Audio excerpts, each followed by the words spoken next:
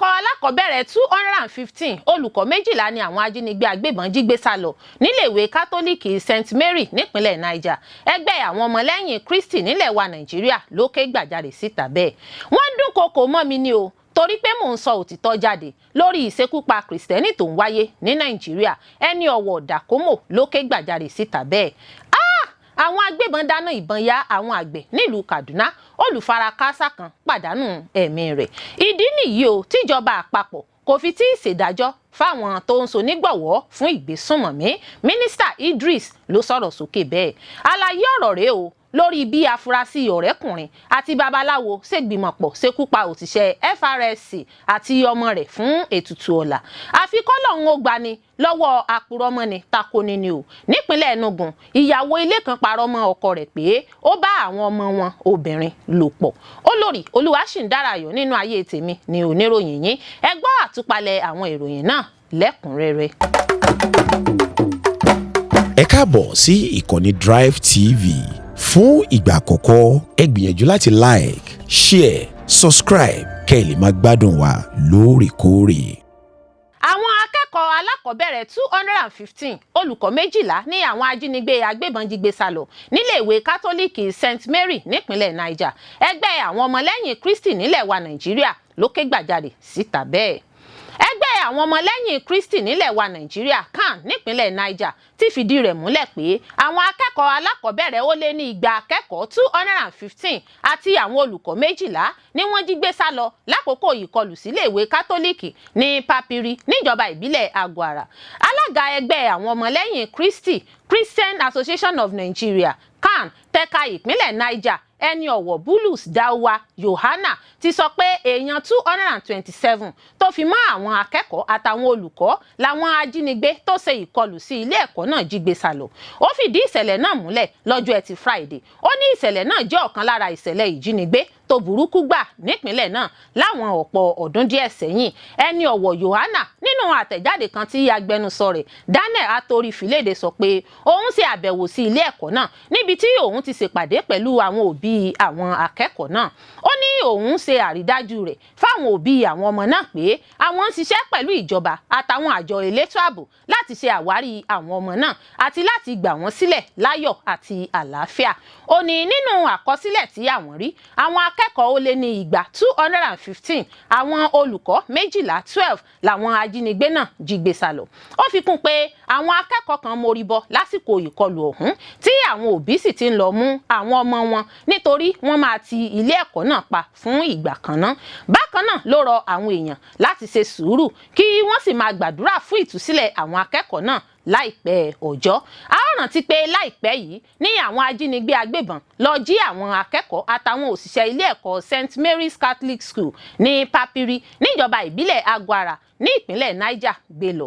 Ìjọba ìpínlẹ̀ Niger ti ṣàpèjúwe ìṣẹ̀lẹ̀ náà bí èyí tó bani lọ́kàn jẹ́. Ìjọba ní òun ti gba ìròyìn bòńkẹ́lẹ́ ṣáájú wípé ó ṣeé ṣe kí ìṣẹ̀lẹ̀ aburú wáyé lẹ́kùn àríwá ìpínlẹ̀ Niger níbi tí ìṣẹ̀lẹ̀ ìjínigbé yìí ti wáyé. Àwọn aláṣẹ ìpínlẹ̀ náà tún sọ pé ìjọba ti pàṣẹ ṣáájú wípé kí gbogbo ilé ẹ̀kọ́ onílégbé ní ìpínlẹ̀ náà wà ní títìpa nítorí ètò ààbò tó mẹ́hẹ̀. Ṣùgbọ́n a kò lè fìdí rẹ̀ múlẹ̀ bóyá ilé ẹ̀kọ́ St Mary's pa àṣẹ ìjọba yìí mọ́ kí ìṣẹ̀lẹ̀ yìí tó wáyé. Ìṣẹ̀lẹ̀ yìí wáyé lẹ́yìn táwọn jàǹdùkú agbébọn jí àwọn akẹ́kọ̀ọ́ gbé nípínlẹ̀ Kebbi àti àwọn olùjọ́sìn nínú ìjọ CAC nílùú Èrùkú nípínlẹ̀ Kwara. Wọ́n dúnkokò mọ́ mi ni o, torí pé mò ń sọ òtítọ́ jáde lórí ìṣekúpani Kristẹni tó ń wáyé ní Nàìjíríà. Ẹni ọ̀wọ̀ Dàkómò ló ké gbàjarè síta bẹ́ẹ̀. Gbajúmọ̀ ìránṣẹ́ Ọlọ́run nípínlẹ̀ Plateau ẹni ọ̀wọ̀ Ezekiel Dàkómò ti ké gbàjarè síta pé àwọn abẹ́sìnkáwọ́ àti olólùfẹ́ ààrẹ Bọ́lá Tinubu láti ilégbèé ààrẹ tí ń halẹ̀ dúnkokò mọ́ òun. Wọ́n ṣèkìlọ̀ fún òun láti yé polongo kálẹ̀ lórí ìṣẹ̀lẹ̀ ìṣekúpa Kristẹni tó ń wáyé nípínlẹ̀ náà àti ẹkùn àárín gbùngbùn. Ẹni ọ̀wọ̀ Dàkómò ẹni tó jẹ́ alága ẹkùn ìjọ Christ in Nations Kokin níjọba ìbílẹ̀ Barkin-Ladi sọ èyí nínú fídíò kan tó gba orí ìtàkùn ayélujára kan lọ́jọ́ Ẹtì Friday. Àlùfáà náà sọ wípé fún bíi oṣù méjì sẹ́yìn láti ìgbà tí òun ti bẹ̀rẹ̀ sí ní tako irọ́ tí ìjọba ń pa lórí ìṣekúpa Kristẹni tó ní ẹ̀rí títí kan fídíò ibojì ìsìnkú ọ̀pọ̀lọpọ̀ èèyàn àti ìgbà náà sì ni wọ́n ti ń gbéná wojú òun. Ẹni ọ̀wọ̀ Dàkómò náà sọ nínú fídíò náà pé níṣe ni wọ́n dúnkokò mọ́ òun tí wọ́n sì ń ṣèkìlọ̀ pé kí òun fòpin sí fífi ìjọba àpapọ̀ hàn lójú àgbáyé lórí ìpakúpa Kristẹni tó ń lọ lọ́wọ́ ní Nàìjíríà nípasẹ̀ àwọn àgbésùnmọ̀mí. Ó ní níṣe ni wọ́n ń sọ gbogbo ìrìn ẹsẹ̀ òun. Àlùfáà náà sọ wípé ẹnìkan láti ilégbèé ààrẹ Aso Rock pé òun ó sì ní ẹni ọ̀wọ̀ etí rẹ̀ mélòó dáwọ́ fífi ìjọba hàn ìjọba rẹ̀ orílẹ̀-èdè rẹ̀. Ó ní ó sọ fún òun pé àwọn ń sọ gbogbo ìrìn ẹsẹ̀ òun láti Aso Rock. Ẹni ọ̀wọ̀ Dàkómò sọ wípé kíkọ̀ tóun kọ̀ jálẹ̀ láti má ṣe dákẹ́ lórí ọ̀rọ̀ náà ni nítorí àìkọbiara sí ìjọba bí ìjọba kò ṣe ka ọ̀rọ̀ ọ̀hún kún ló ń ṣàkóbá fún àwọn Kristẹni tó sì ń kó àwọn Kristẹni sínú ewu. Ẹni ọ̀wọ̀ náà sọ wípé dídákẹ́ tí ìjọba dákẹ́ tó ń wòran mú ewu ńlá bá wa. Níṣe la tún kojú ìṣekúpani nípa bí ìjọba kò ṣe gbógun ti àwọn adáranjẹ tó ń ṣèkọlù. Àlùfáà náà sọ̀rọ̀ síwájú sí i nípa fífẹ̀sùn kan ìjọba Nàìjíríà lórí bó ṣe kùnà láti gbé ìgbésẹ̀ tó yẹ èyí tí ó nígbàgbọ́ pé ó ti fún àwọn ẹgbẹ́ àgbésùnmọ̀mí bíi Boko Haram àti ISWAP ní ìgboyà sí i. Ó koro ojú sí àwọn òṣìṣẹ́ ìjọba tó ń parọ́ pé àwọn Kristẹni kò dojúkọ ìṣekúpani. Ó ní èyí tún jẹ́ ọ̀nà míì láti sọ pé àwọn ń parọ́. Ẹni ọ̀wọ̀ Dàkómò tún mẹ́nu bà ọ̀rọ̀ tó tẹnu Sheikh Ahmad Gumi jáde pé òfìfo pósí lásánlásán ni wọ́n ń gbé sínú ibojì sàréè lágbègbè àwọn Kristẹni nípínlẹ̀ Plateau. Ẹni ọ̀wọ̀ Dàkómò béèrè kí olórí lẹ́ka ètò ìdájọ́ nílẹ̀ wa Nàìjíríà, mínísítà fún ọ̀rọ̀ ààbò ilẹ̀ wa, olórí òṣìṣẹ́ iléeṣẹ́ ológun orí ilẹ̀ àti àwọn àjọ elétò ààbò àwọn ọ̀gágun wa fojú sùnnùkùn wo ibojì sàréè náà. Ó ní ọmọkùnrin olóògbé Gumi ẹni tó máa ń ṣe ìdúnàdúrà pẹ̀lú àwọn agbésùnmọ̀mí jáde síta ganu sọ̀rọ̀ pé gbogbo òkú tí àwọn sin kì í ṣe òtítọ́. Ó ní òfìfo lásánlásán làwọn sin sínú ibojì. Àwọn agbébọn dáná ìbọn ya àwọn àgbẹ̀ nílùú Kaduna, olùfarakásá kan pàdánù ẹ̀mí rẹ̀. Ó mà ṣe o, àwọn agbésùnmọ̀mí agbébọn tún ṣọṣẹ́ láabi wọn o lọ́jọ́ Ẹtì Friday nípínlẹ̀ Kaduna níbi tí wọ́n ti dáná ìbọn ya ọ̀pọ̀ àwọn àgbẹ̀ tó ń ṣiṣẹ́ lóko wọn ṣekú pa àgbẹ̀ kan. Ìṣẹ̀lẹ̀ náà ló wáyé lásàálẹ̀ ọjọ́ Ẹtì Friday níjọba ìbílẹ̀ Giwa, agbègbè tó pín ẹnu ibodè pẹ̀lú Bani Gwari, agbègbè tó ti dojúkọ ìgbésùnmọ̀mí àti ìkọlù. Ẹnìkan tó fìdí ìṣẹ̀lẹ̀ ìkọlù náà múlẹ̀ sọ wípé ìṣẹ̀lẹ̀ náà wáyé lábúlé Kàyáwá. Ó ní àwọn èèyàn àwọn ń ṣiṣẹ́ lọ́wọ́ nínú oko ọ̀tọ̀ọ̀tọ̀. Lójijì làwọn agbébọn gúnlẹ̀ sàgbègbè náà tí wọ́n sì ṣínà ìbọn bolẹ̀. Níṣe lọ̀rọ̀ di ẹni orí yọ ó dilé o. Ṣùgbọ́n ó ṣeni láàánú pé Jamilu Ibrahim ṣe kòńgẹ́ ikú òjijì bí àwọn agbébọn náà ṣe yìnbọn mọ́ tí wọ́n sì tún fi idà ọwọ́ wọn sá dojú ikú. Gẹ́gẹ́ bí ìròyìn tó tẹ̀ wá lọ́wọ́, wọ́n gbé ọ̀kadà alùpùpù rẹ̀ sá lọ lẹ́yìn tí wọ́n ṣekú pa á tán tí wọ́n sì sá wọnú igbó lọ padà. Àwọn agbébọn tún ṣèkọlù sí agbègbè ìjọba ìbílẹ̀ yìí kan náà ní abúlé Ìyátáwá tí wọ́n sì ṣekú pa Malam Buzar Musa mọ́nú oko rẹ̀. Wọ́n tún pa ẹnìkan lójú ọ̀nà Kaduna sí Kachia lọ́jọ́ Àìkú Sunday. Gẹ́gẹ́ bí ìròyìn Sahara Reporter ṣe gbé jáde síta, ọ̀pọ̀ ìṣẹ̀lẹ̀ ìjínigbé ló ti wáyé nípínlẹ̀ ọ̀hún. Lábúlé Gbákun, àwọn agbébọn ṣèkọlù wọn níbẹ̀ tí wọ́n sì jí èèyàn 8 gbé sálọ. Orúkọ àwọn èèyàn tí wọ́n jí gbé sálọ ọ̀hún ni wọ̀nyí: Elisha Sunday, Abila Sunday, Jacob Hasan, Emmanuel John, Enin Ibrahim, Anatu Audu, Miracle Daniel àti ọmọ kékeré tí wọn kò mọ orúkọ rẹ̀.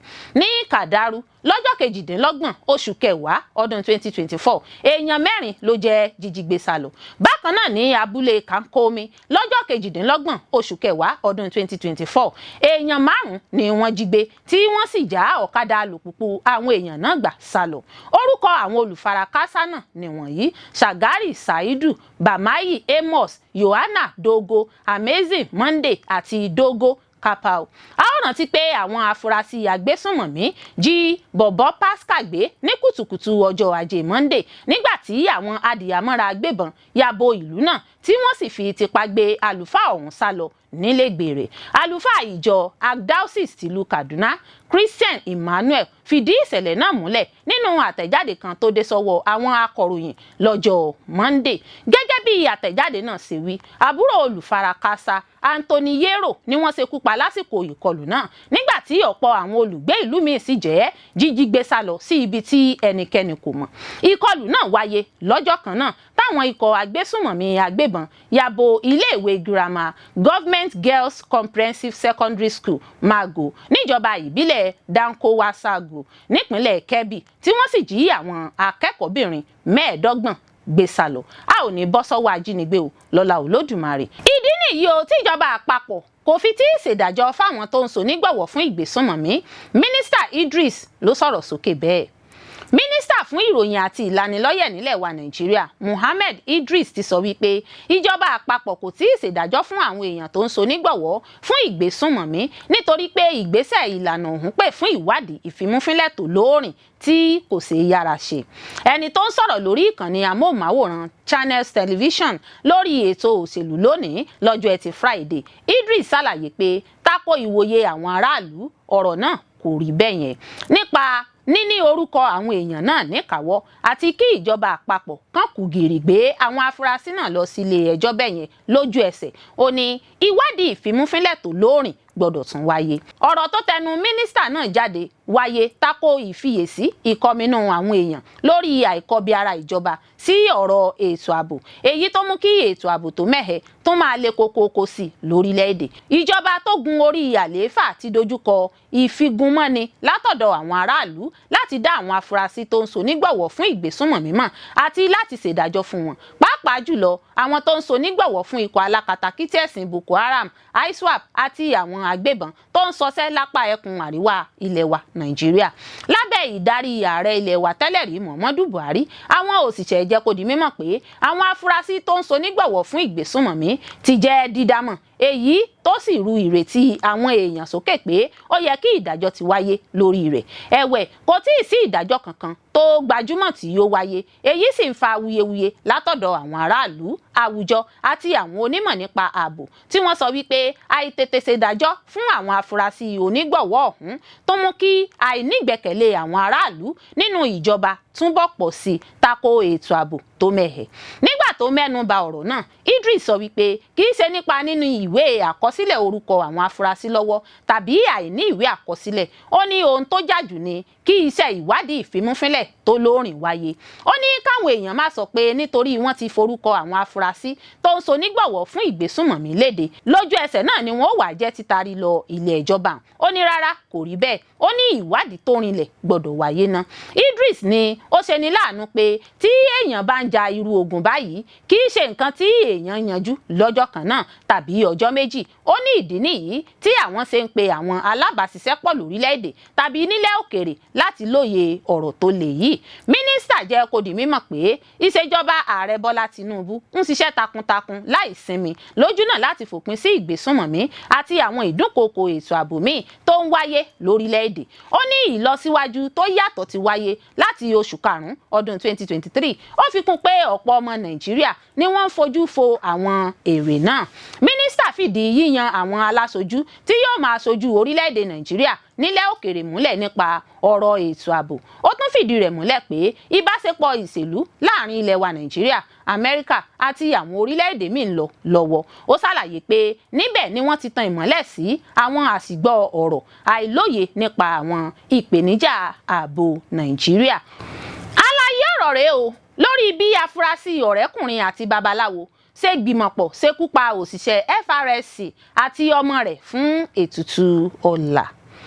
àṣírí ikú tó pa òṣìṣẹ́ àjọ ẹ̀ṣọ́ aláàbò ojú pópó FRSC ẹ̀ka tìpínlẹ̀ Ògùn arábìnrin Lásìsì Fúnmiláyọ̀ Olúwamáyọ̀kún àti ọmọ rẹ̀ Adéṣẹwà Lásìsì ti tú o lẹ́yìn tí babaláwo tọwọ́ ọlọ́pàá tẹ̀ jẹ́wọ́ pé Victor tó jẹ́ ọ̀rẹ́kùnrin Ṣẹ̀wà ló bá òun fún àájò owó. Babaláwo náà ṣàlàyé pé Victor ló dú àwọn méjèèjì lọ́rùn tó sì lọ sọ òkú wọn sétí odò lẹ́yìn tó ti gé orí àti àwọn ẹ̀yà ara wọn lọ. Àwọn ọlọ́pàá ni a gbọ́ pé wọ́n padà lọ gbé òkú tọmọtìyá náà lọ sí ilé ìgbókùsí ti ilé ìwòsàn ẹ̀kọ́ṣẹ́ ìṣègùn fásitì ti ìpínlẹ̀ Ọ̀ṣun fún àyẹ̀wò láti mọ irú ikú tó pa wọ́n. Odùtọ́lá ló jẹ́ kó di mímọ̀ pé àwọn òṣìṣẹ́ àjọ FRSC pẹ̀lú àwọn mọ̀lẹ́bí Olúwamáyọ̀kún ni wọ́n wá fi tó ẹ̀ka iléeṣẹ́ ọlọ́pàá tó wà ní agbègbè Kemta Ìdí-Abà létí wípé wọn kò gbúròó àwọn méjèèjì mọ́ láti ọjọ́ kejì oṣù yìí. Ṣáájú lẹ́yìn ìfitónilétí yìí ní iléeṣẹ́ ọlọ́pàá ìpínlẹ̀ Ògùn sọ síta pé àwọn nílò ìrànlọ́wọ́ aráàlú láti ṣàwárí SRSC Lásìsì Fúnmiláyọ̀ Olúwamáyọ̀kún ẹni ọdún méjìdínlógójì tó jẹ́ òṣìṣẹ́ Federal Road Safety Corps ẹkùn Abẹ́òkúta àti ọmọ rẹ̀ Ṣẹ̀wà Lásìsì táwọn ẹbí wọn ń wá. Agbẹnusọ ọlọ́pàá ló sọ bẹ́ẹ̀ nínú àtẹ̀jáde tó fi síta. Àtẹ̀jáde ọ̀hún sọ síwájú sí pé SRC Lásìsì àti ọmọ rẹ̀ kúrò nílé tí wọ́n ń gbé lágbègbè Ọbásanjọ́ Hilltop Estate Òkè-Mòsàn Abẹ́òkúta láàárọ̀ ọjọ́ àìkú Sunday ọjọ́ kejì oṣù kọkànlá ọdún 2025. Wọn kò sì tí ì padà sílé látìgbà náà. Iléeṣẹ́ ọlọ́pàá ní gbogbo akitiyan láti bá wọn sọ̀rọ̀ lórí fóònù ló já sí pàbó nítorí tí ẹ̀rọ ìbánisọ̀rọ̀ rẹ̀ kò lọ.